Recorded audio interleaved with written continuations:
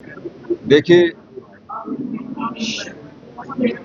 तीसरा बजट जो है वो ग्रामीण अर्थव्यवस्था को मजबूत करने के लिए प्रस्तुत किया गया।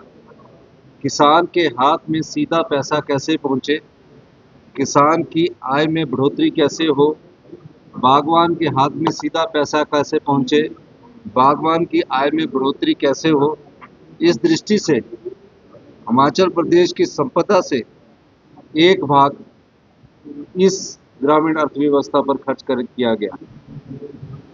उन व्यापारियों का, जो छोटे दुकानदार हैं, परचून विक्रेता है, चाय वाले हैं, सब्जी विक्रेता है, जो बाहर लगाते हैं, इस बजट के माध्यम से उनको जो ब्याज लगता है और जिनकी 3 लाख से कम आय है, 3 लाख रुपए तक का लोन ले रखा है, आय नहीं 3 लाख का लोन ले रखा है, उनके ब्याज के को सरकार अपने खजाने से धन देकर कम करने की कोशिश करेगी।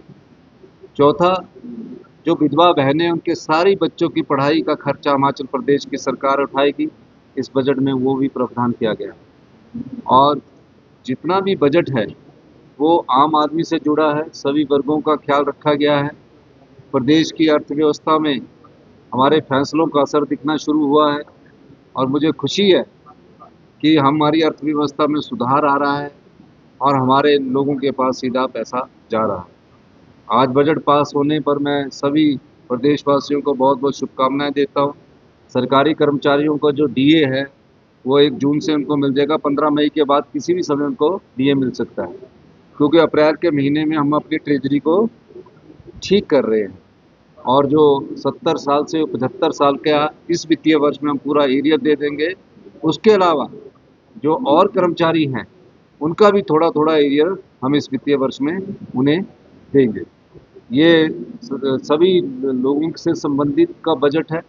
छोटे दुकानदार और युवाओं के लिए, छोटे दुकानदार, चाय विक्रेता, पान विक्रेता, सबके लिए बजट में कुछ ना कुछ इस संपदा का भाग दिया गया है। और युवाओं के लिए जो अपने घर में सोलर पावर प्रोजेक्ट लगाना चाहते हैं, ट्राइबल में जो लगाएगा उसे 5% की सब्सिडी मिलेगी। यानी कि 1 मेगावाट का जो सोलर पावर प्रोजेक्ट लगाएगा, अगर उसकी कीमत 2 करोड़ रुपया है और उसमें इंटरेस्ट अगर 9% है तो 5% सरकार की तरफ से उपलब्ध करवाया जाएगा। 1000 बसेस अगर वो इलेक्ट्रिकल लेता है तो 40% की सब्सिडी मिलेगी और अगर डीजल बसेस भी लेता है 1000 बसेस युवाओं को दी जाएगी, उसमें 30% की सब्सिडी इस बजट के माध्यम से दी जाएगी।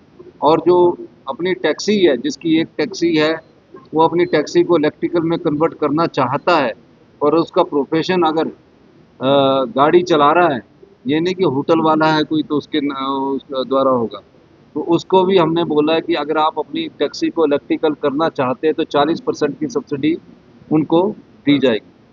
पर्यावरण की दृष्टि से भी ये बजट महत्वपूर्ण है और इस बजट में हमने कई चीज़ों का उल्लेख किया है जो आपने पढ़ा होगा और मैं सभी पत्रकार बंधुओं का भी धन्यवाद करता हूँ कि आपका सहयोग मिलता रहा है, यही मैं कहना चाहता हूँ। इलेक्शंस की तो हमारे हाथ में जो चल रहा है, लेकिन जो हिमाचल के अधिकार हैं, जो हिमाचल के अधिकारों पर कुंडली बैठ के जो बड़े बड़े लोग उपक्रम बैठे हैं, उनको हिमाचल के लोगों के हित की बात सुननी चाहिए।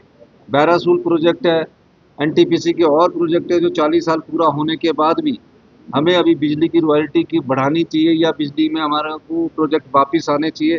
मैं इस बारे में माननीय केंद्रीय ऊर्जा मंत्री से बात करूंगा और अनुरोध करूंगा कि हमारी संपदा पानी है, पानी बहता हुआ सोना है। उस सोने से बड़ी बड़ी कंपनियां तो 67,000 करोड़ की बन गई। हिमाचल प्रदेश का बजट जो 58,000 करोड़ है, जिसमें भी अभी 5-6 हज़ार करोड़ का होल है उस बजट में, तो उसके आधार पर भी आप हमारी जो संपदा पानी के रूप में है उसमें हमें हमारा अधिकार दीजिए। इसके बारे में मैं आने वाले समय में केंद्रीय नेतृत्व से बात करूंगा और मैं बीजेपी के नेताओं से भी चाहूँगा कि जिन प्रोजेक्टों की उम्र 40 साल है और दिल्ली में केंद्र की सरकार है, उसमें हमारे साथ मिलकर अगर उनके नेतृत्व में भी जाना पड़े बीजेपी के, तो मैं उसमें भी चलने के लिए तैयार हूँ। हिमाचल के अधिकारों के लिए मैं उनके नेतृत्व में भी चलने के लिए तैयार हूँ। यही मैं कहना चाहता हूँ।